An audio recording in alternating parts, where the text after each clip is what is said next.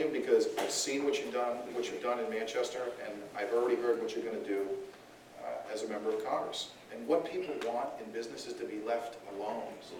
People want to be left alone.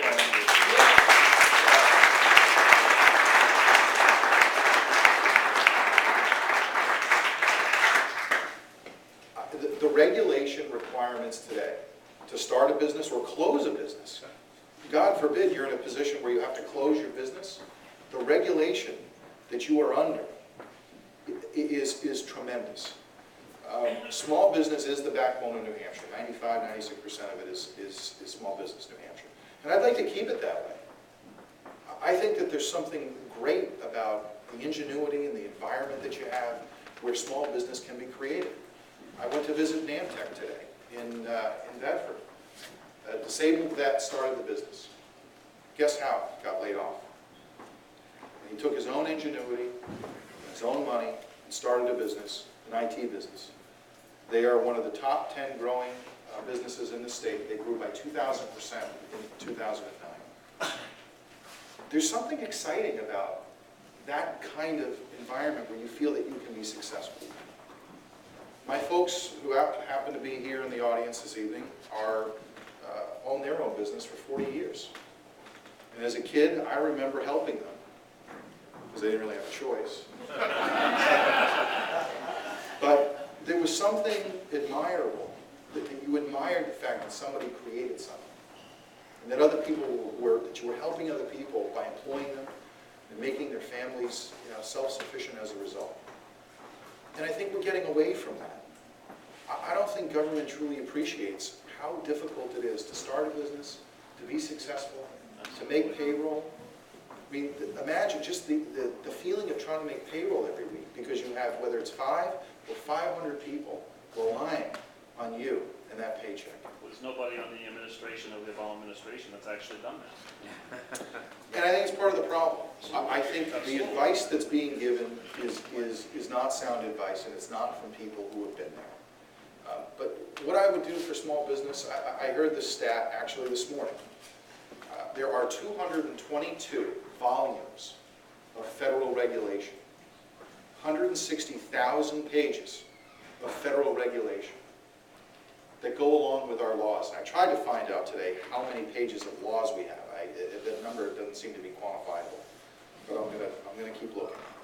But could you imagine 160,000 pages of rules? That's just at the federal level. I mean, you have rules at the state level, you have rules at the local level. It is counter to that entrepreneurial spirit that I think we're proud of in New Hampshire, and that we want to expand in New Hampshire because we've got a great quality of life, because of the healthy state we are, because of the safe state that we are. But what I would do is look at what rules and regulations can be eliminated to allow your business to be stronger and to be more prosperous. Because I trust in you that you're the person who's going to create and grow an economy, not the government, number one. Number two, you're going to invest back in your business. One of the things that you could do right now is depreciate equipment, a year or two later instead of paying for it now.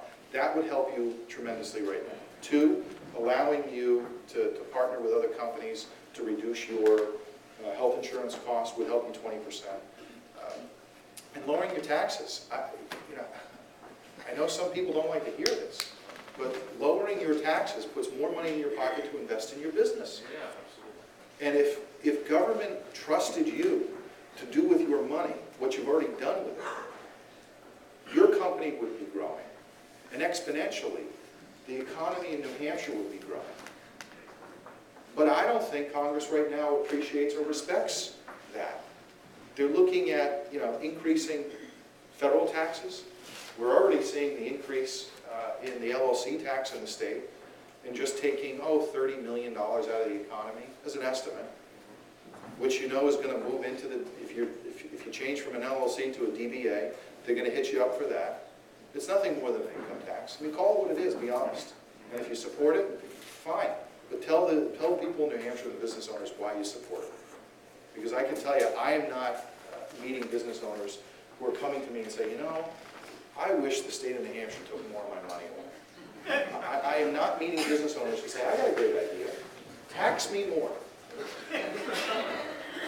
I got to tell you, I mean, and I talk with Republicans, I talk with Democrats, I am not hearing business owners saying, I'm not paying enough in taxes. And I think that government needs to learn. Anybody know what the largest growing sector of employment is in New Hampshire?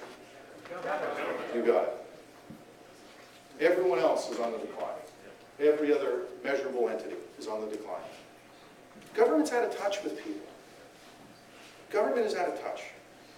You know, there used to be a time when government represented you.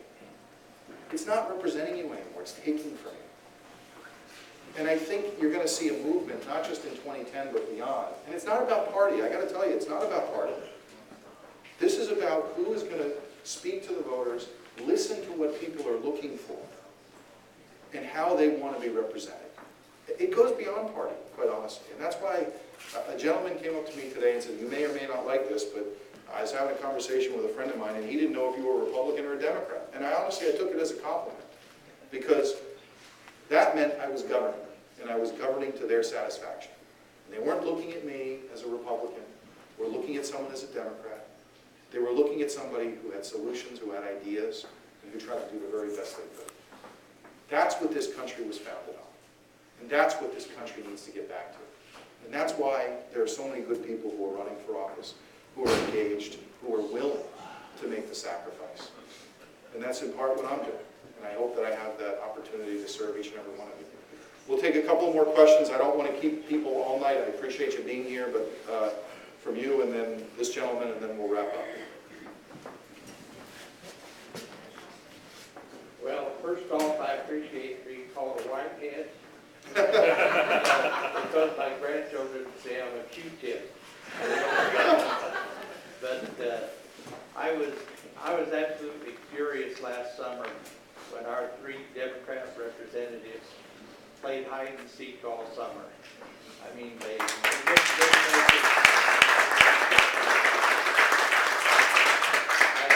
tempted to say they went into the closet, but then they got to come out of the closet. But anyway, like I said, they had this one-on-one phone call where Jay Porter would call a person one at a time, and how can you argue with somebody on the phone that's going to hang up on you when you get rambunctious there? But anyway, I would hope that this summer they're more available, and that when we have some of these hard questions that we've asked you, we will ask them. And my last point is, 30 years ago I stood here and heard Ronald Reagan talk in the same building, right where you are. That's his microphone right there. And I'm wishing you the very same success. Well, thank you very much.